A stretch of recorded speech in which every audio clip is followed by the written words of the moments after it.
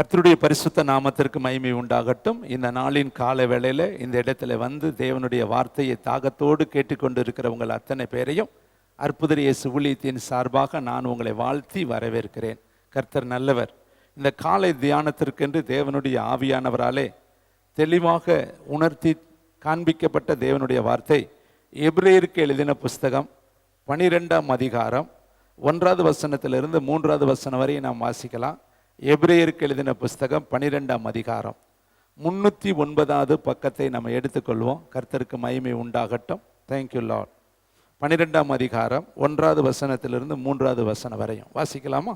ஆகையால் மேகம் போன்ற இத்தனை திரளான சாட்சிகள் நம்மை சூழ்ந்து கொண்டிருக்க பாரமான யாவற்றையும் நம்மை சுற்றி நெருக்கி நிற்கிற பாவத்தையும் தள்ளிவிட்டு விசுவாசத்தை துவக்குகிறவரும் முடிக்கிறவருமாய் இருக்கிற இயேசுவை நோக்கி நமக்கு நியமிக்கப்பட்டிருக்கிற ஓட்டத்திலே பொறுமையோடு ஓடக்கடவோம். அவர் தமக்கு முன் வைத்திருக்கிற சந்தோஷத்தின் பொருட்டு அவமானத்தை எண்ணாமல் சிலுவையை சகித்து தேவனுடைய சிங்காசனத்தின் வலது பாரத்தில் வீற்றிருக்கிறார். ஆகையால் நீங்கள் இளைப்புள்ளவர்களாய் உங்கள் ஆத்துமாக்களில் சோர்ந்து போகாதபடிக்கு தமக்கு விரோதமாய் பாவிகளால் செய்யப்பட்ட இவ்விதமான விபரீதங்களை சகித்த அவரையே நினைத்து கொள்ளுங்கள். கர்த்தருடைய பரிசுத்த நாமத்திற்கு மகிமை உண்டாகட்டும். அருமையான தேவனுடைய ஊழியக்காரராகிய பவுல் என்று சொல்லப்பட்ட சவுல் 13 நிருபங்களை வேதத்திலே அவர் எழுதியிருக்கிறார். அந்த 13வது நிருபம்தான் எபிரேயருக்கு எழுதின நிருபம். இந்த எபிரேயருக்கு எழுதின நிருபத்தில் மொத்தம் 13 அதிகாரம் இருக்கிறது. இந்த 13வது அதிகாரத்தில் கடைசியில் வரும் பொழுது 12வது அதிகாரத்தில் வந்து ஒரு காரியத்தை அவர் மையப்படுத்தி நமக்கு நினைவுபடுத்தி நம்ம செய்ய வேண்டிய மிக முக்கியமான ஒரு காரியத்தை அவர் இந்த இடத்துல சொல்வதை நாம் பார்க்கிறோம். அதில் என்னென்ன 3வது வசனத்தில் கடைசி வாரியை பாருங்களே, இவ்விதமான விபரீதங்களை சகித்த அவரையே நினைத்து கொள்ளுங்கள். அந்த அவரையே என்றால் யாருன்னா இயேசுவையே நீங்கள் நினைத்து கொள்ளுங்க. அவர் எதை சகித்தார்? விபரீதங்களை சகித்தார். அதற்கு மேலே நீங்கள் பார்த்தீங்கன்னா சிலுவையை அவர் சகித்தார். அதற்கு மேலே நீங்கள் பார்த்தீங்கன்னா அவமானங்களை அவர் சகித்தார். அவமானங்களை எண்ணாமல் சிலுவையை சகித்து. அப்போ இயேசு கிறிஸ்து இந்த உலகத்தில் வாழ்ந்த பொழுது அவருக்கு அநேக விதமான அவமானங்கள் இருந்தது, அநேக விதமான வேதனையான சூழ்நிலைகள் அவருக்கு உருவாயினது. அப்படி நமக்காக பல வேதனைகளை சகித்த அவரை நீங்கள் ஒவ்வொரு நாளும் ஒவ்வொரு நிமிடமும் நினைத்து கொள்ளுங்கள் என்று சொல்லி தன்னுடைய கடைசி நிருபத்தில் பவுலடிகள் எழுதுறாரு. இந்த காலை வேளையில் இவ்வளவு பிரயாசப்பட்டு வந்திருக்கிற நாம் நம்முடைய வாழ்க்கையில் எதை நாம் நினைத்து கொண்டிருக்கிறோம் என்பதுதான் மிக முக்கியமான ஒரு காரியம். அருமையான தம்பி, தங்கச்சி, தாயே, தகப்பனே, நம்முடைய நினைவுகள் எப்பொழுதுமே பரலோகத்தை நோக்கி பார்க்க வேண்டும். நம்முடைய உணர்வுகள் எப்பொழுதுமே பரலோகத்தோடு இசைந்து இருக்க வேண்டும். ஏனென்றால் வேதம் அழகாய் சொல்கிறது, மனிதன் ஒரு முறை பிறப்பதும் பின்பு நியாய தீர்ப்பு அடைவதும் மனுஷனுக்கு நியமிக்கப்பட்டிருக்கிறது. இன்னும் வேதம் சொல்லுது, வாழ்நாள் குறுகினவன் மனுஷன் என்று சொல்லி வேதம் சொல்லுகிறது. பழைய ஏற்பாட்டு காலத்துல எல்லாம் 930, 910, 908 ஆண்டுகள் எல்லாம் மனிதர்கள் பரிசுத்தவான்கள் வாழ்ந்திருக்கிறார்கள். ஆனால் அந்த நாட்கள் குறைக்கப்பட்டு இப்பொழுது 70 வருடம், பலத்தின் மிகுதியினால் 80 வருடம் என்று சொல்லி வேதம் சொல்லுகிறது. அப்போ இந்த பூமியில் நமக்கு வாழ்நாட்கள் 70ஓ 80ஓ, இன்னும் கொஞ்சம் கூடி போனால் 120 வயது என்று சொல்லி வேதம் சொல்லுகிறது. மனிதர்கள் இருக்க போகிற ஆண்டுகள் 120 தானே என்று கர்த்தர் சொல்லி முடித்தார். அப்போ ரொம்ப குறைந்த காலங்கள் வாழப்போகிற நாம் எதை நாம் நினைத்து இந்த உலகத்தில் வாழ வேண்டும், நம்முடைய நினைவுகள் எப்பொழுதும் எங்கே இருக்க வேண்டும் என்பதை இந்த காலை வேளையில் நினைவுபடுத்த கர்த்தர் விரும்புகிறார். பவுலடிகள் சொல்றாரு, நம்முடைய குடியிருப்போ பரலோகத்தில் இருக்கிறது. அங்கிருந்து கர்த்தராகி இயேசு என்னும் இரட்சகர் வர நாங்கள் எதிர்பார்த்து காத்து கொண்டு இருக்கிறோம். இன்னும் பேதுரு எழுதுறாரு, இந்த கூடாரத்தை விட்டு போவது சீக்கிரத்திலே சம்பவிக்கும் என்பதை நான் அறிந்து நான் இருக்கும் அளவும் உங்களை நினைப்பூட்டி எழுப்பிவிட விரும்புகிறேன். அப்போ பேதுருவுக்கும் தெரியுது இது கூடார வாழ்க்கை. பவுலுக்கு தெரிஞ்சிச்சு நம்ம கொஞ்ச காலம் தான் இந்த உலகத்துல இருக்க போறோம், நம்முடைய நிலையான வீடு பரலோகத்துல தான் இருக்கிறது, இது கொஞ்ச கால வாடகை வீடு என்பதை பரிசுத்தவான்களாகிய பேதுருவும் பரிசுத்தவானாகிய பவுலும் அறிந்திருந்தார்கள். இந்த காலை வேளையில இந்த சத்தத்தை கேட்கிற அன்பு தம்பி, தங்கச்சி, தாயே, தகப்பனே, நீங்க பிரசங்கி புஸ்தகத்தை வீட்டில் போய் தனிமையாய் உட்கார்ந்து வாசித்து பார்த்தா அழகாய் சொல்றார், பூமிக்கு கீழே நடக்கிறது எல்லாமே மாயை என்று சொல்லி அவர் எழுதி வைத்திருக்கிறார். ஒரு சந்ததி வருகிறது, ஒரு சந்ததி கடந்து போகிறது. மனுஷன் பிறக்கிறான், அடுத்து கடந்து போகிறான். அவனுடைய பெயர் கூட மறக்கப்பட்டு போகிறது. அவனுடைய விரோதங்கள், அவனுடைய கசப்புகள், அவனுடைய வைராக்கியங்கள், அவனுடைய பகைமைகள், அவன் இந்த உலகத்தில் செஞ்ச எல்லாமே மறக்கப்பட்டு போகும். மாயையான வாழ்க்கை என்று சொல்லி பிரசங்கி கடைசியில் எழுதுகிறார். அவர் சொல்றார், சாலமோன், எனக்காக வீடுகளை கட்டினேன், சிங்கார வனங்களை கட்டினேன், தோட்டங்களை உண்டாக்கினேன், மாட மாளிகைகளை கட்டினேன், அநேக காரியங்களை செய்துட்டு எல்லாவற்றையும் நான் திரும்பி பார்த்தேன், எல்லாம் மாயை என்று சொல்லி அவர் முடிக்கிறார். அப்போ அருமையான தம்பி, தங்கச்சி, தாயே, தகப்பனே, இளம் வயதும் வாலிபமும் மாயை, உலகமும் உலகத்தில் உள்ள கிரியைகளும் ஒளிந்து போகும், தேவனுடைய வசனமோ என்றென்றைக்கும் நிலைத்திருக்கும் என்று சொல்லி வேதம் சொல்கிறது. அப்போ இந்த கால வேளையில் பவுல் நமக்கு நினைவுபடுத்துகிற ஒரு காரியம், இயேசுவை நீங்கள் நினைத்து கொள்ளுங்க. நமக்கு முன்னாடி மேகம் போன்ற திரளான சாட்சிகள் நம்மை சுற்றி நெருக்கி கொண்டு இருக்க, விசுவாசத்தை தோங்குகிறவரும் முடிக்கிறவருமாகிய இயேசுவை நோக்கி நமக்கு நியமிக்கப்பட்டிருக்கிற ஓட்டத்திலே பொறுமையோடு ஓட கடவோம். சில காரியங்களை நான் உங்களுக்கு நினைவுபடுத்த விரும்புகிறேன். ஏன்னா பழசை நம்ம யாருமே நினைக்க மாட்டோம், புதுசைத்தான் நினைப்போம். நம்முடைய நினைவுகள் எல்லாம் பின்னாடி இருக்கிறத விட்டுட்டு முன்னாடி இருக்கிறத நோக்கி ஓடிக்கொண்டு இருக்கு. அவன் அப்படி இருக்கானே, இவன் இப்படி இருக்கானே, அவங்க அதை வாங்கிட்டாங்களே, இவங்க இதை வாங்கிட்டாங்களே, அவங்க பிள்ளை அப்படி படிக்குதே, இவங்க பிள்ளை இப்படி படிக்குதே, அவங்க அந்த இடத்துல சீட்டு வாங்கிட்டாங்களே, இதைத்தான் நம்ம நினைக்கிறோமே வெளியே நம்ம கடந்து வந்த பாதைகளை, தேவன் நம்மை தெரிந்து கொண்ட விதங்களை, கர்த்தர் நம்மை நடப்பித்த, நமக்குள்ளே நடப்பித்த காரியங்களை நம்ம நினைக்க மறந்து போய் விடுகிறோம் தேவனுடைய பிள்ளைகளை. அதனால தான் கர்த்தர் நமக்கு நினைப்பூட்ட விரும்புகிறாரு.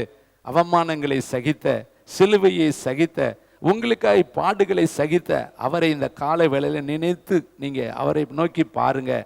சங்கீதக்காரர் சொல்றார், அவரை நோக்கி பார்த்தவர்கள் பிரகாசம் அடைந்தார்கள், அவர்கள் முகங்கள் வெட்கப்படவில்லை என்று வேதம் சொல்லுகிறது. பாருங்கள், ஒரு மனிதர்கள் வாழ்ந்திருக்கும் பொழுது நினைக்கல, ஆனா தாழ்ந்திருக்கும் பொழுது நினைக்கிறாங்க. நாம் இப்ப வாழ்ந்திருக்கிறப்ப நினைக்கலன்னா ஒரு நாள் தாழ்வு வரும் பொழுது கட்டாயம் நினைப்போம். வேதம் சொல்கிறது, பிறக்க ஒரு காலம் உண்டு, இறக்க ஒரு காலம் உண்டு, சிரிக்க ஒரு காலம் உண்டு, அழுவதற்கு ஒரு காலம் உண்டு, சேர்ந்திருக்க ஒரு காலம் உண்டு, பிரிந்திருக்க ஒரு காலம் உண்டு, சிநேகிக்க ஒரு காலம் உண்டு, பகைக்க ஒரு காலம் உண்டு, தழுவ ஒரு காலம் உண்டு, தழுவாமல் இருக்க ஒரு காலம் உண்டு என்று சொல்லி 29 காலங்கள் வேதத்தில் எழுதப்பட்டிருக்கு. அதினதின் காலத்தில் எல்லாவற்றையும் அவர் நேர்த்தியாய் செய்கிறார். ஒவ்வொரு காலமும் நம்முடைய வழியாக கடந்து போகும். அதனால தான் சங்கீதக்காரர் சொல்றாரு, என் காலங்கள் கர்த்தருடைய கரத்தில் இருக்கிறது. இங்கு ஒரு மனிதர்கள் நல்லா இருக்கப்ப கர்த்தரை நினைக்கல, அவர்கள் தாழ்ந்த பொழுது கர்த்தரை எப்படி நினைக்கிறாங்கன்னு நான் உங்களுக்கு நினைவுபடுத்த விரும்புகிறேன்.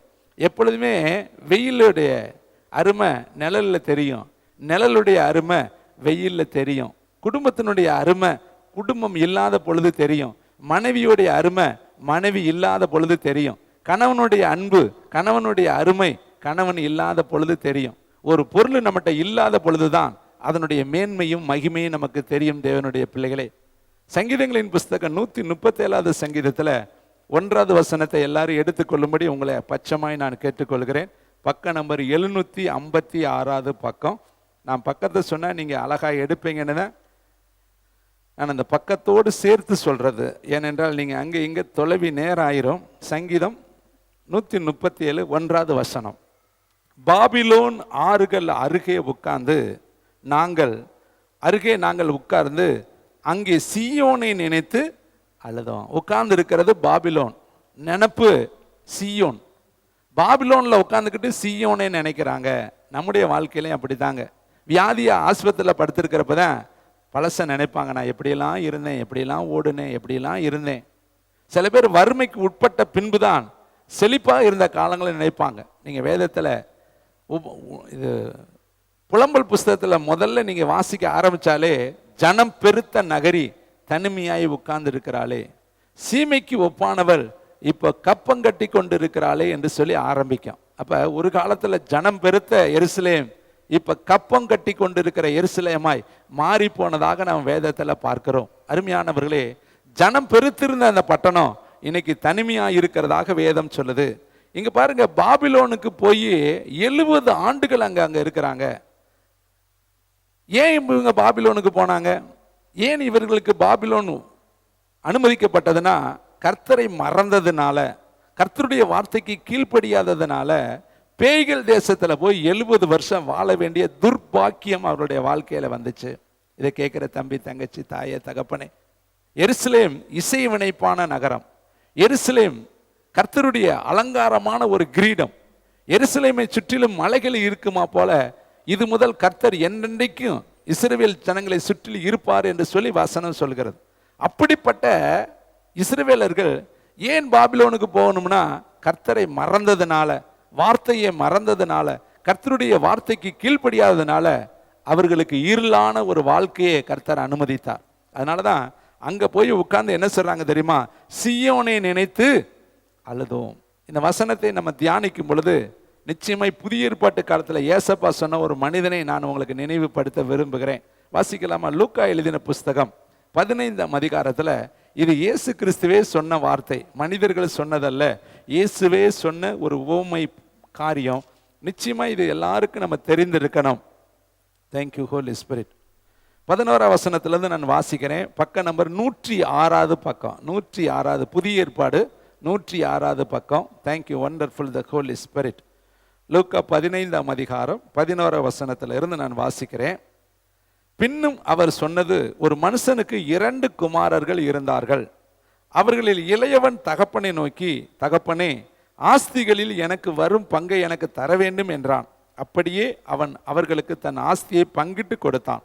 சில நாளைக்கு பின்பு இளைய மகன் எல்லாவற்றையும் சேர்த்து கொண்டு தூர தேசத்துக்கு புறப்பட்டு போய் அங்கே துன்மார்க்கமாய் ஜீவனம் பண்ணி தன் ஆஸ்தியை அழித்து போட்டான். எல்லாவற்றையும் அவன் செலவு செய்த பின்பு அந்த தேசத்தில் கொடிய பஞ்சம் உண்டாயிற்று. அப்பொழுது அவன் குறைவுபட தொடங்கி அந்த தேசத்து குடிகளில் ஒருவனிடத்தில் போய் ஒட்டி கொண்டான். அந்த குடியானவன் அவனை தன் வயலிலே பன்றிகளை மேய்க்கும்படி அனுப்பினான். அப்பொழுது பன்றிகள் தின்கிற தவிட்டினாலே தன் வயிற்றை நிரப்ப ஆசையா இருந்தான். ஒருவனும் அதை அவனுக்கு கொடுக்கவில்லை. அவனுக்கு புத்தி தெளிந்த போது அவன், என் தகப்பனுடைய கூலிக்காரர் எத்தனையோ பேருக்கு பூர்த்தியான சாப்பாடு இருக்கிறது, நானோ பசியினால் சாகிறேன். நான் எழுந்து என் தகப்பனிடத்திற்கு போய், தகப்பனே, பரத்துக்கு விரோதமாகவும் உமக்கு விரோதமாகவும் பாவம் செய்தேன். இனிமேல் உம்முடைய குமாரன் என்று சொல்லப்படுவதற்கு நான் பாத்திரன் அல்ல. உம்முடைய கூலிக்காரரில் ஒருவனாக என்னை வைத்துக் கொள்ளும் என்பேன் என்று சொல்லி எழுந்து புறப்பட்டு தன் தகப்பனிடத்திற்கு வந்தான். கர்த்தருடைய பரிசுத்த நாமத்திற்கு மகிமை உண்டாகட்டும். இங்கு ஒரு அருமையான தகப்பனையும் 2 மகன்களையும் குறித்து ஏசப்பா சொன்ன வார்த்தை எழுதப்பட்டிருக்கு. அதுல ஒரு மகன், மூத்த மகன் அப்பாவோடு கூட இருந்து விட்டான். அப்பா சொல்வதை கேட்டான், அப்பாவோடு வாழ்ந்தான், அப்பாவுக்கு பிரியமான பிள்ளையாய் இருந்தான். ஆனால் இளைய மகனோ அப்பாவை விட்டு பிரிந்து மனம் போன போக்கிலே, கண் போன போக்கிலே, உணர்வு போன போக்கிலே, மதியீனமான வழியிலே தன்னுடைய தகப்பனை விட்டு பிரிந்து சொத்துக்களை எல்லாம் வாங்கி கொண்டு, வசனம் சொல்கிறது பாருங்க, துன்மார்க்கமாய் ஜீவனம் பண்ணினான். தகப்பனை விட்டு துன்மார்க்க வாழ்க்கைக்குள்ள அவன் போனான். அதனுடைய விளைவாக கடைசியில் எல்லாவற்றையும் அவன் இழந்து போனான். சந்தோஷத்தை இழந்தான், குடும்பத்தை இழந்தான், அன்பை இழந்தான், ஐக்கியத்தை இழந்தான், ஆசீர்வாதத்தை இழந்தான், சொத்துக்களை இழந்தான், சுகத்தை இழந்தான். உருவத்தில் மாற்றங்கள் உண்டானது. கடைசியில் வசனம் சொல்கிறது, பன்றிகள் மேய்க்கிற ஒரு வேலையிலே அவன் சேர்ந்தான். அந்த பன்றிகள் மேய்க்கக்கூடிய வேலையில அவனுக்கு கூலி தவிடு கூட கிடைக்கவில்லை என்று சொல்லி வேதம் சொல்லுது. அந்த தவிட்டினாலே தன் பசியை ஆற்ற ஆசையா இருந்தான். அவனுக்கு தவிடு கூட கிடைக்கவில்லை என்று வசனம் சொல்லுகிறது. இதை கேட்கிற தம்பி, தங்கச்சி, இவன் பெரிய கோடீஸ்வரன் வீட்டில் பிறந்தவன் பன்றி மேய்க்கிற வேலைக்கு போவதற்கு காரணம் அவனுடைய சுய இச்சை. வேதம் சொல்லுது, அவன் தன் சுய இச்சையினாலே இழுக்கப்பட்டு சிக்குண்டு சோதிக்கப்படுகிறான். இச்சையானது கற்பம் தரித்து பாவத்தை பிறக்கும்.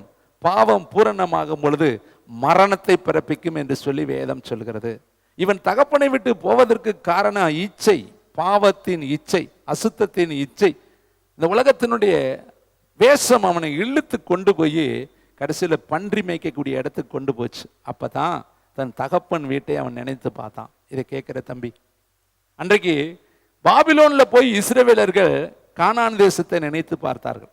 ஆனா இன்னைக்கு கர்த்தர் சொல்றாரு, அங்க போய் நீ நினைக்கிறதுல பிரயோஜனம் கிடையாது. நீ நல்லா இருக்கப்பயே கர்த்தரை நினை. உன்னை கர்த்தர் நடத்தி வந்த பாதைகளை கொஞ்சம் திரும்பி பாரு. உன்னை கர்த்தர் நடப்பித்த விதங்களை கொஞ்சம் திரும்பி பாரு.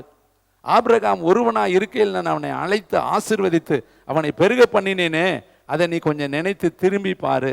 உன்னுடைய பிறப்பின் வர்த்தமானம் என்னதான் என்பதை நீ யோசித்து பாரு. எசேக்கியேலை நீங்க போய் வாசித்து பார்த்தீங்கன்னா, உன் பிறப்பின் வர்த்தமானம் தெரியுமா? நீ பிறந்த நாளில் தொப்புள் கொடி அறுக்கப்படாமல் நீ கடந்த, நான் உன் அருகில கடந்து போனேன், உன் மேல யாருமே இரக்கம் பாராட்டல, நான் உன்னை பிழைத்திரு என்று சொல்லி உனக்கு எல்லா காரியத்தையும் செய்தேன் என்று கர்த்தருடைய வார்த்தை எழுதப்பட்டிருக்கிறது. பாருங்களே, இந்த பாபிலோனுக்கு அவங்க போனதுக்கு, அந்த ஆலயம் இடிக்கப்பட்டதுக்கு யார் காரணம் என்று வேதம் சொல்லுகிறது பாருங்கள். 1 ராஜாக்கள் புஸ்தகம் 9ஆம் அதிகாரம் 6வது வசனம், 438வது பக்கம். தேங்க்யூ வண்டர்ஃபுல் த ஹோலி ஸ்பிரிட். 438வது பக்கம் பழைய ஏற்பாட்டில் 1 ராஜாக்கள் புஸ்தகம் 9ஆம் அதிகாரம் 6வது வசனத்தை நான் வாசிக்கிறேன். Thank you Jesus. எடுத்தாச்சா? வாசிக்கலாமா? நீங்களும் உங்கள் பிள்ளைகளும் என்னை விட்டு பின் வாங்கி, சேர்ந்து வாசிக்கலாமா? நீங்களும் உங்கள் பிள்ளைகளும், இப்படி வாசிக்கலாம். நானும் என் பிள்ளைகளும் கர்த்தரை விட்டு பின் வாங்கினால் எனக்கு இதுதான் சம்பவிக்கும், உங்களுக்கு இதுதான் சம்பவிக்கும். தேவன் பட்சபாதமற்றவர். அவர் ஏற்றத்தாழ்வு பார்க்கிறவர் கிடையாது. சாலமோனுக்கு ஒரு நீதி, தாவீதுக்கு ஒரு நீதி, உனக்கு எனக்கு ஒரு நீதி கிடையாது. அவர் வார்த்தையில் உண்மையுள்ளவர். அவர் வாக்கு மாற மாட்டார். அவர் மனுஷனிடத்துல பச்சாபாதம் பார்க்கிறவர் கிடையாது. அவர் நேற்றும் இன்றும் எப்பொழுதுமே இருக்கிறவராகவே இருக்கிறார்.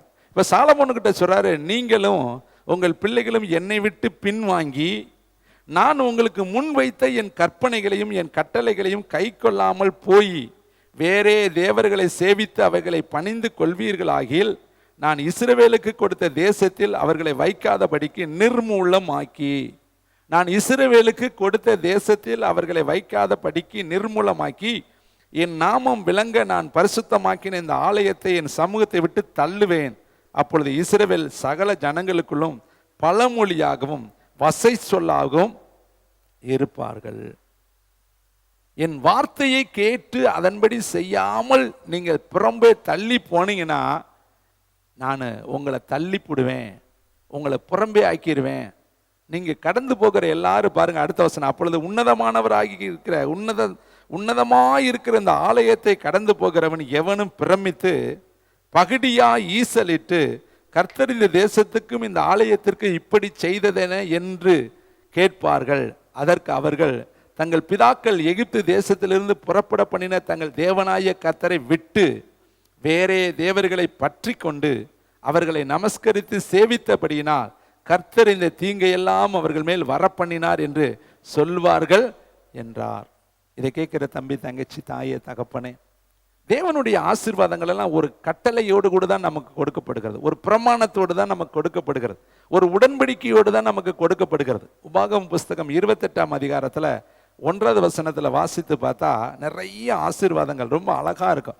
படிக்க படிக்க படிக்க இதெல்லாம் நம்ம வாழ்க்கையில் கிடைச்சா எவ்வளோ நல்லா இருக்கும் அப்படி நம்ம ஆசைப்படுவோம். ஆனால் அதற்கு மேலே ஒரு கட்டளையின் வார்த்தை இருக்கிறது. அந்த கட்டளையின் வார்த்தைக்கு உட்பட்டு, உடன்படிக்கைக்கு உட்பட்டு தான் கர்த்தர் இந்த வார்த்தைகள் எல்லாம் நம்மளை ஆசீர்வதிக்கிறார். உபாகமம் 257வது பக்கம் 28ஆம் அதிகாரம் 1வது 2வது வசனத்தை வாசிக்கிறேன். இன்று நான் உனக்கு விதிக்கிற உன் தேவனாய கர்த்தருடைய கட்டளைகளின் படியெல்லாம் செய்ய நீ கவனமாய் இருக்கும்படிக்கு அவர் சத்தத்திற்கு உண்மையாய் செவி கொடுப்பாயானால் உன் தேவனாய கர்த்தர் பூமியில் உள்ள சகல ஜாதிகளிலும் உன்னை மேன்மையாக, அவருடைய சத்தத்திற்கு உண்மையாக செவி கொடுப்பாயானால், அவருடைய கட்டளையின்படியெல்லாம் நீ செய்ய கவனமாய் இருப்பாயானால், உண்மையாய் செவி கொடுப்பாயானால் ஆசீர்வாதங்கள் எல்லாம் உன் மேல வரும். அதே அடுத்த பக்கத்தில் வாசித்து பாருங்க, 15வது வசனம், அதே 28:15. இன்று நான் உனக்கு விதிக்கிற உன் தேவனாய கர்த்தருடைய எல்லா கற்பனைகளின்படியும் கட்டளையின்படியும் நடக்க கவனமாய் இருப்பதற்கு அவர் சத்தத்திற்கு செவி கொடாதே போவாயாகில் இப்பொழுது சொல்லப்படும் சாபங்கள் எல்லாம் உன்மேல் வந்து உனக்கு. அப்ப ஆசீர்வாதமும் சாபமும் ஜீவனும் மரணமும் நமக்கு முன்னாடி வைக்கப்பட்டிருக்கு. நாம தாங்க செலக்ட் பண்ணி எடுக்கணும். ஒரு பொருள் வாங்க கடைக்கு போறப்ப ஒரிஜினல் பொருளும் இருக்கும், டூப்ளிகேட் பொருளும் இருக்கும். ஆனா ஒரிஜினலை விட டூப்ளிகேட் ரொம்ப கவர்ச்சிகரமா இருக்கும். அப்ப நம்ம தான் எடுக்க போறது, செலக்ட் பண்ணக்கூடியது. ஒரிஜினலை வாங்கணும்னா ரொம்ப காஸ்ட்லி பொருள் கொடுக்கணும், அதிக பிரயாசப்படணும், அப்பதான் ஒரிஜினல் கிடைக்கும். ரொம்ப லோ காஸ்ட்டுக்கு அழகா இருக்கும், ஆனா தரமற்றதா இருக்கும். ஆனா அது ஈஸியா கிடைக்கும். ஆனா பொருள் அந்த தரத்தை பொறுத்து தாங்க அதுக்கு மதிப்பு இருக்கு. இதை கேட்கிற தம்பி, தங்கச்சி, தாயே, தகப்பனே, பரலோகத்துக்கு போற வாசல் இடுக்கம், பாதாளத்துக்கு போற வாசல் விசாலம். அதன் வழியாய் போகிறவர்கள் அநேகர். இன்னைக்கு உலகத்தில் இருக்கிற நிறைய ஜனங்கள் பாதாளத்தை நோக்கி தீவிரிக்கிறாங்க.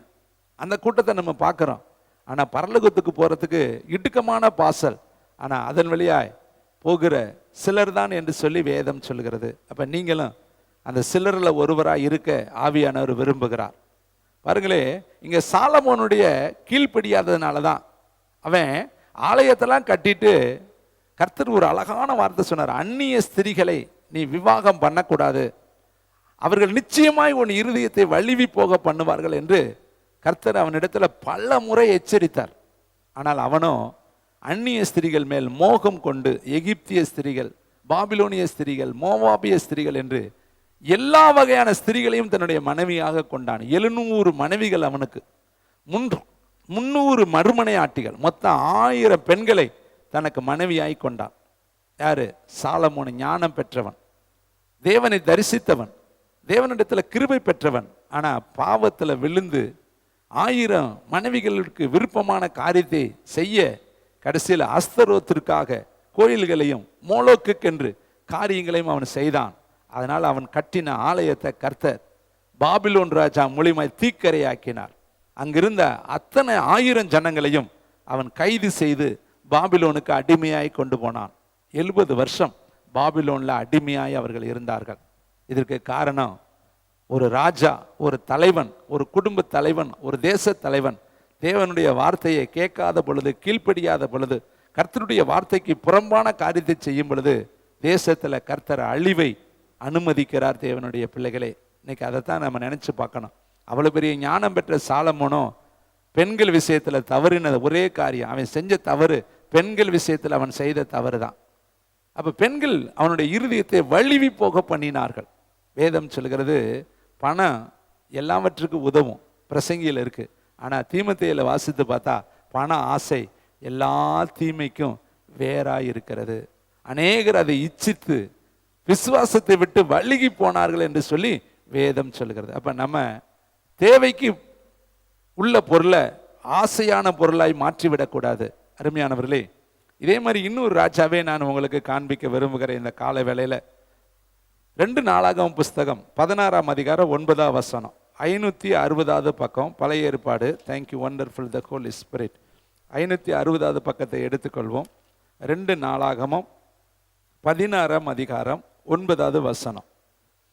தம்மை பற்றி உத்தம இருதயத்தோடு இருக்கிறவர்களுக்கு தம்முடைய வல்லமையை விளங்க பண்ணும்படி கர்த்தருடைய கண்கள் பூமி எங்கும் உலாவிக் கொண்டிருக்கிறது. இந்த விஷயத்தில் மதி இல்லாதவராய் இருந்தீர், ஆகையால் இது முதற்கொண்டு உமக்கு யுத்தங்கள் நேரிடும். எல்லாம் எடுத்துட்டீங்களா? 560வது பக்கம், 2 நாளாகம புஸ்தகம் 16ஆம் அதிகாரம் 9வது வசனம். சேர்ந்து வாசிக்கலாமா? தம்மை பற்றி, கர்த்தரை குறித்து உத்தம இருதயம் நமக்குள்ள இருந்துச்சுன்னா அவர் என்ன பண்ணுவாரா? தம்முடைய வல்லமையை உங்க மேல விளங்க பண்ணும்படி கர்த்தருடைய கண்கள் பூமி எங்கும் உலாவிக் கொண்டு இருக்கிறது. இந்த விஷயத்தில் மதி இல்லாதவராய் இருந்தீர், ஆகையால் இது முதற்கொண்டு உமக்கு யுத்தங்கள். ஏன் யுத்தம் வருது? ஏன் பிரச்சனை வருது? நம்ம வாழ்க்கையில ஏன் போராட்டம் வருது? ஏன் அடிக்கடி நம்முடைய வீடுகளில் பிரச்சனை வருதுன்னா, நம்ம எங்கேயோ மதி இல்லாதவராய் இருக்கிறோம். எங்கேயோ ஒரு இடத்துல உத்தமத்தை நம்ம இழந்துட்டோம். ஏதோ ஒரு இடத்துல வசனத்துக்கு விட்டு நம்ம வேற வழியில போயிட்டோம் என்கிறத நம்ம கவனிச்சு பார்க்கணும். நம்ம கரெக்டாக தாங்க போய்கிட்டே இருப்போம், ஆனால் நம்மளை அறியாம வேற ஒரு கிராஸ்ல கறந்துருவோம். ஏன்னா நீங்கள் ரோட்லேயே போய் பாருங்களேன், தெரிஞ்ச ரோட்லேயே தான் போய்கிட்டு இருப்பீங்க. ஆனால் திடீர்னு நம்மளை அறியாமல் வேற ரோட்டில் உள்ளே போயிடுவோம். அப்போ சுற்றி பாதையில் சுற்றிக்கிட்டே அலைய வேண்டியதான். இங்கே பாருங்களேன், இந்த ஆசா ராஜா மிக அருமையான ஒரு மனுஷன். ஆனால் அவனை குறித்து நீங்கள் அவனுடைய நல்ல பெயரை நீங்கள் பார்க்கணும். அவன் எப்படி இருந்தவன், எப்படி மாறிட்டான். அதே 2 நாளாகம் 14ஆம் அதிகாரம் முதல் பக்கம் 558வது பக்கத்தில் அவன் எப்படி வாழ்ந்தவன் இப்போ எப்படி மாறிட்டான் பாருங்க. 2 நாளாகமும் 14ஆம் அதிகாரம் அதுக்கு முதல் பக்கத்தில் இருக்கு. 558 பக்கம் 11 வசனம்.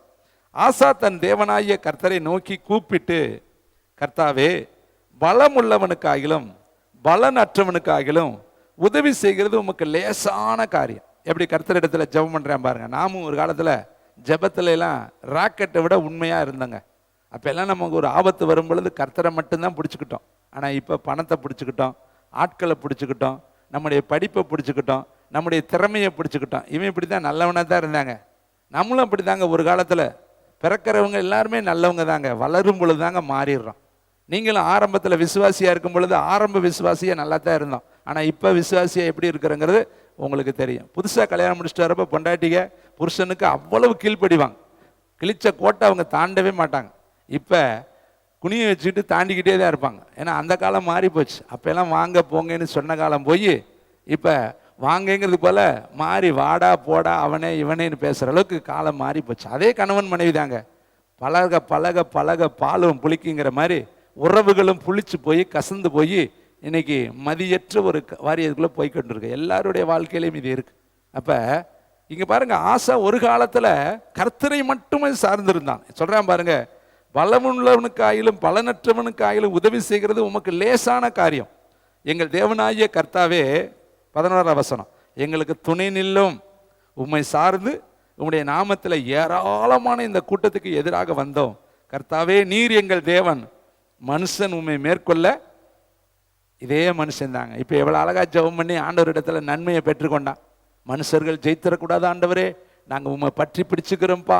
நீ பலம் உள்ளவனுக்கு உதவி செய்வீர், பலன் இல்லாதவனுக்கு உதவி செய்வீர். நாங்கள் உண்மையே நம்பி இருக்கிறோம், நாங்கள் உண்மை விடவே மாட்டோம்னு சொல்லி ஜெபம் பண்ணி அற்புதங்களை பெற்றுக்கொண்ட அந்த மனுஷன் அதை மறந்துட்டான். கொஞ்ச நாளையில் அதை மறந்துட்டு அடுத்து ஒரு பிரச்சனை வர்றப்ப அவன் என்ன பண்ணனா, 16ஆம் அதிகாரத்தில் 2வது வசனத்தை வாசிங்க. அதே பக்கத்தில் 16ஆம் அதிகாரம் 2வது வசனம். அப்பொழுது ஆசா கர்த்தருடைய ஆலயத்திலும் ராஜாவின் அரண்மனையிலும் உள்ள பொக்கிஷங்களில் உள்ள வெள்ளியையும் பொன்னையும் எடுத்து தமஸ்குவில் வாசம் பண்ணுகிற பெனாதாத் என்னும் சீரியாவின் ராஜாவினிடத்தில் அனுப்பி, எனக்கும் உமக்கும் என் தகப்பனுக்கும் உடைய தகப்பனுக்கும் உடன்படிக்கை உண்டே, இதோ வெள்ளியும் பொன்னும் உனக்கு அனுப்பினேன். இஸ்ரவேலின் ராஜாவாகிய பாசா என்னை விட்டு விலகு போகும்படிக்கு நீர் வந்து அவனோடு செய்த உடன்படிக்கையை தள்ளி போடும் என்று சொல்லி அனுப்பினான். முன்னாடி கர்த்தரை மட்டுமே நம்பி இருந்த ஆசா ராஜா இப்ப என்ன பண்ணிட்டான், இன்னொரு பிரச்சனை வரும் பொழுது கர்த்தரை விட்டுட்டு பெனாதத் என்று சொல்லப்பட்ட ஒரு ராஜா கிட்ட வெள்ளியையும் பொன்னையும் கொடுத்து உதவியை நாடுறான். நீ எனக்கு உதவி செய்ய, அவன் என்னை மேற்கொள்ள வர்றான், அதனால நீ இந்த என் தங்கத்தையும் வெள்ளியை நீ வாங்கிக்கிட்டு அவனோடு நீ வைத்திருக்கிற உடன்படிக்கையை உடைச்சிடு என்று சொல்லி மனுஷனை சார்ந்து கொண்டான். அப்பதான் இந்த வார்த்தையை சொன்னாரு, இது முதல் உனக்கு யுத்தம் வரும். தம்மை பற்றி உத்தம இருதயத்தோடு இருக்கிறவர்களுக்கு கர்த்தர் வல்லமையை விளங்க பண்ணுவாரு. அன்னைக்கு நீ உத்தமமாய் அவரை பின்பற்றின பொழுது உனக்கு உதவி செஞ்சாரே, இன்னைக்கு நீ வெள்ளியையும் பொன்னையும் நம்பிட்டியே. அது இந்த வெள்ளியையும் பொன்னை எங்க எடுத்தான் தெரியுமா? 2வது வசனம், கர்த்தருடைய ஆலயத்தில் இருக்கிற பொன்னையும் வெள்ளியும் எடுத்து பரிதானம் கொடுத்தான், லஞ்சம் கொடுத்தான், பிறருக்கு வெகுமதியா கொடுத்து மனுஷனுடைய தயவை அவன் நாடினான். நாமும் கூட ஆபத்து காலத்தில் மனுஷனுடைய உதவி விருதா என்று சொல்லி வேதம் சொல்லுது. எந்த காலத்திலும் கர்த்தருடைய உதவி தான் நமக்கு தேவையை ஒழிய மனுஷனுடைய உதவியை நம்ம நாடக்கூடாது. கர்த்தரையே தன் நம்பிக்கையை கொண்டிருக்கிற மனுஷன் பாக்கியவான், அவன் செய்வதெல்லாம் வாக்கியம். இன்னும் ஒரு காரியத்தை சொல்லி நான் முடிக்க விரும்புகிறேன். 430 வருஷம் எகிப்தில் அடிமையாக இருந்தார்கள். அவர்களை கர்த்தர் விடுதலையாக்கி கானான் என்கிற அழகான தேசத்திற்கு பகலிலே மேகஸ்தம்பமாகவும் இரவிலே அக்னி ஸ்தம்பத்திலும் அழகாய் நடத்தி கொண்டு வருகிறார். ஆனால் இதையெல்லாம் இந்த மனுஷர்கள் மறந்து போனாங்க. நாம இன்னைக்கு மறந்து போனதுனால தான் கர்த்தர் நமக்கு நினைப்பூட்டுறாரு. மறந்துட்டு அவங்க என்ன சொன்னாங்க தெரியுமா? என்னாகம புஸ்தகம் 21ஆம் அதிகாரத்தில் 5வது வசனத்தில் மனுஷர்கள் நாக்கு நரம்பில்லாததுங்கிறதுக்கு இது ஒரு எடுத்துக்காட்டு. என்னாகமம் புஸ்தகம் 21ஆம் அதிகாரம் 5வது வசனம். Thank you Lord. பக்கம் நம்பர் 182வது பக்கம். என்னாகமம் 21ஆம் அதிகாரம் 198வது பக்கம். என்னாகமம் 21ஆம் அதிகாரம் 5வது வசனத்தை வாசிக்கலாமா?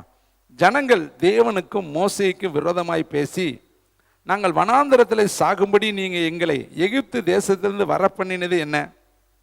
எகிப்து தேசத்திலிருந்து கொல்லுவதற்காக கர்த்தர் கூட்டிட்டு வந்தார். நாமும் இப்படி தாங்க சொல்ல, பேசாமல் அங்கேயே கடந்ததாலும் எப்படியோ 10ஓட 11 நம்ம இருந்திருக்கலாம்.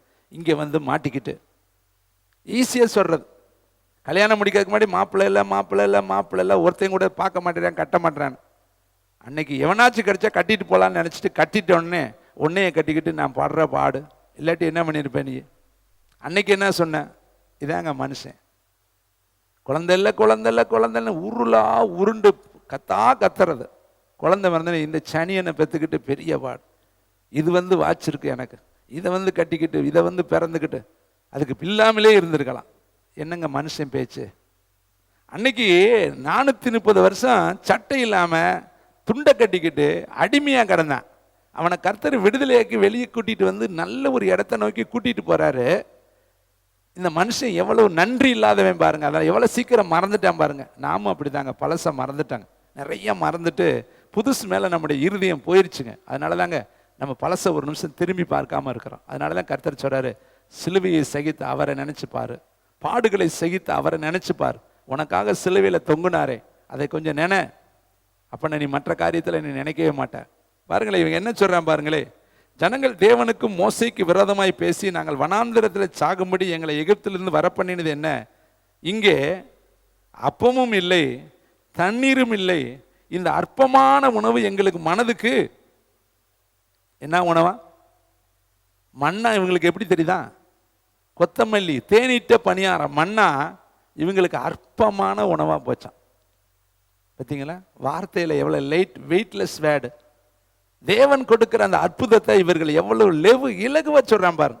அற்பமான மண்ணா, அது அற்பமானதாங்க. காலைதோறும் அழகான புதிய மண்ணா பரலோகத்தில் தூதர்களுடைய அப்பத்தை மனுஷனுக்கு கர்த்தர் கொடுத்தார். இன்னொரு இடத்துல பாருங்களே, அதே என்னாகும் 11ஆம் அதிகாரம் 5வது வசனம், 182வது பக்கம். Thank you Lord Jesus. 11ஆம் அதிகாரம் 5வது வசனம். Thank you Jesus. நாம் எகிப்திலே இந்த நினைப்பு பொழப்ப கெடுக்குங்கிறாங்கல்ல, இதுதான் 11ஆம் வசனம், 11ஆம் அதிகாரம் 5வது வசனம். நான் எகிப்திலே கிரயம் இல்லாமல் சாப்பிட்ட மச்சங்கள், இந்த குருவி, இந்த பறக்கல நிறைய பிடிக்கிறாங்கல்ல, இதான் மச்சம்னா மச்சங்களை உண்டாக்கினார். இதை இலவசமாக கிடைக்குதுல்ல, காசு இல்லாமல் வாங்கி அதை மச்சங்களையும். அடுத்து இந்த வெள்ளரிக்காய் போடுறது எவ்வளோ பெரிய ஆபத்து பாருங்க. விவசாயிகளாக யோசித்து பாருங்க. இது அங்கே சாப்பிட்டதை இங்கே நினச்சிக்கிட்டு வர்றேன். வெள்ளரிக்காய்களையும், அடுத்து கொம்புட்டிக்காய்களையும், அடுத்து கீரைகளையும், வெங்காயங்களையும், வெள்ளைப்பூண்டுகளையும்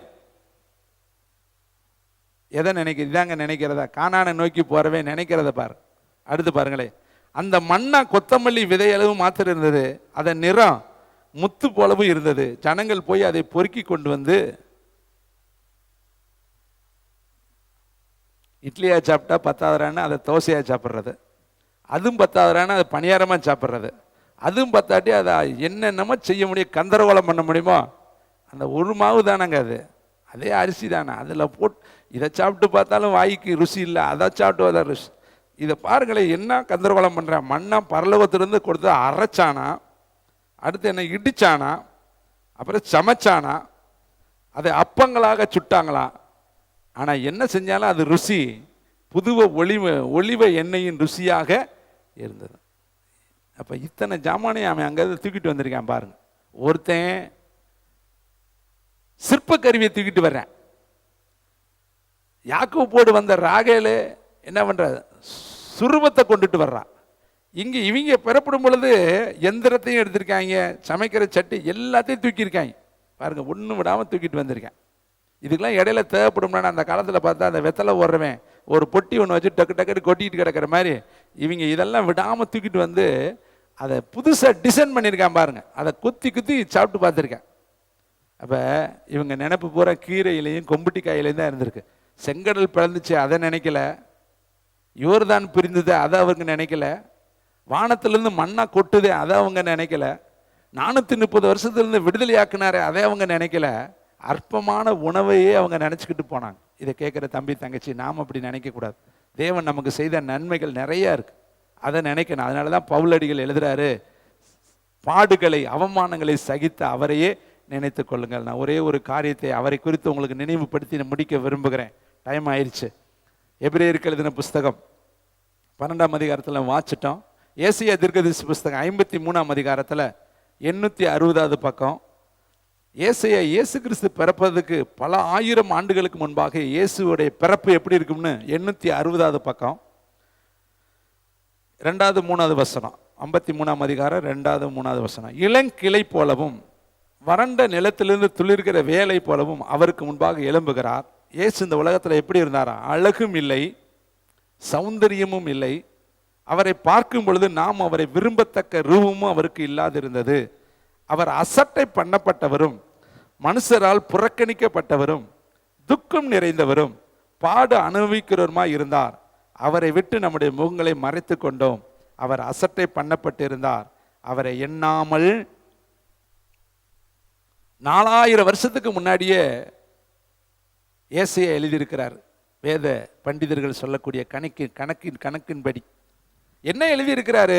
அவருக்கு அழகு இல்லையா. ஆனால் உண்மையிலே யூத கோத்திரத்தில் பிறந்தவர் மிக அழகுள்ளவர். உலகத்தில் இருக்கிற எல்லா கோத்திரத்திலையும் அழகான ஒரு கோத்திரம் யூத கோத்திரம். இப்பயும் பாருங்க, யூதர்களுடைய ஞானத்துக்கு நிகரான ஞானமே கிடையாது.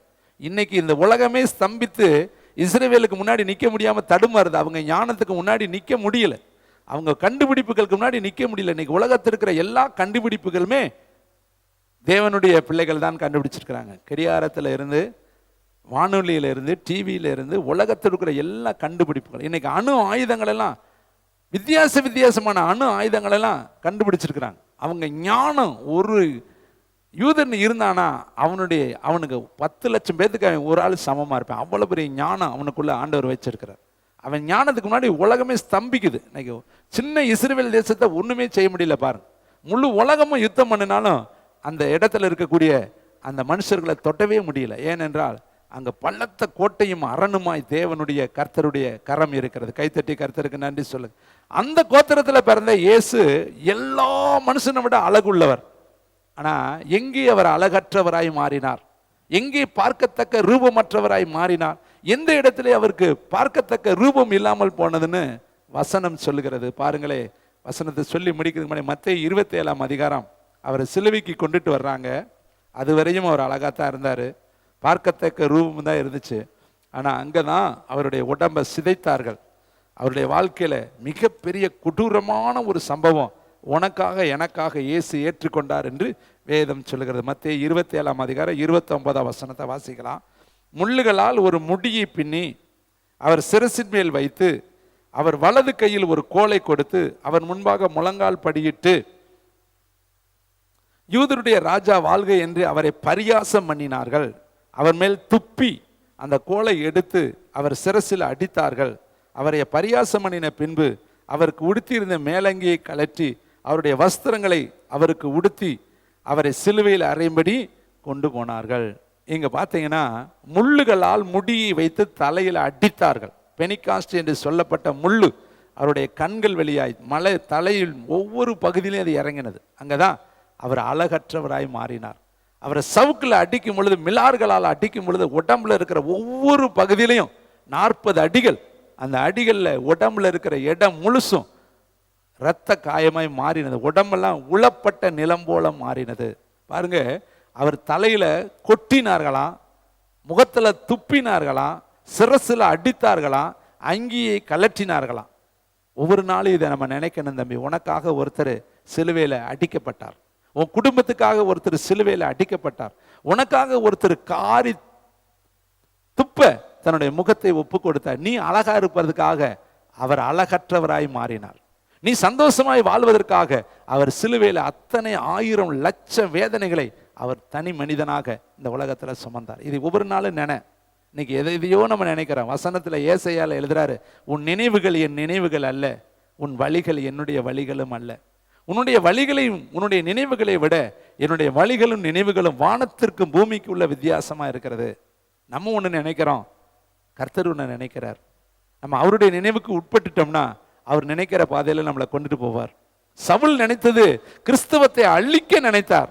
ஆனால் அதே சவுலை கொண்டு கர்த்தர் கிறிஸ்தவத்தை ஸ்தாபிக்க நினைத்தார். அவர் சொன்னாரு, இவன் ராஜாக்களுக்கும் ஆசாரியர்களுக்கும் என்னுடைய நாமத்தை அறிவிக்கிறதுக்காக நான் தெரிந்து கொண்ட பாத்திரம். யாரை பிசாசு அழிக்க பயன்படுத்தினானோ அதே நபரை வைத்து கட்டி எழுப்ப 13 நிருபங்களை எழுப்ப கர்த்தர் அதே மனிதனை பயன்படுத்தினார். இதை கேட்கிற தம்பி தங்கச்சி, உனக்காக ஒருவர் அசிங்கமாய் மாறினார். உனக்காக ஒருவர் சிலுவையில உன்னுடைய பாவத்துக்காக அவர் சிலுவை சுமந்தார். உன்னுடைய பாவத்துக்காக அவர் அடிக்கப்பட்டார். உன்னுடைய அக்கிரமத்திற்காக அவர் மிலார்களால் அடிக்கப்பட்டார். இதை ஒவ்வொரு நாளும் நீ நினைக்கும்படிதான் இந்த கால வேளையில கர்த்தர் விரும்புகிறார். எல்லாரும் ஜெபிக்கும்படி எழுந்து நிற்கலாம்.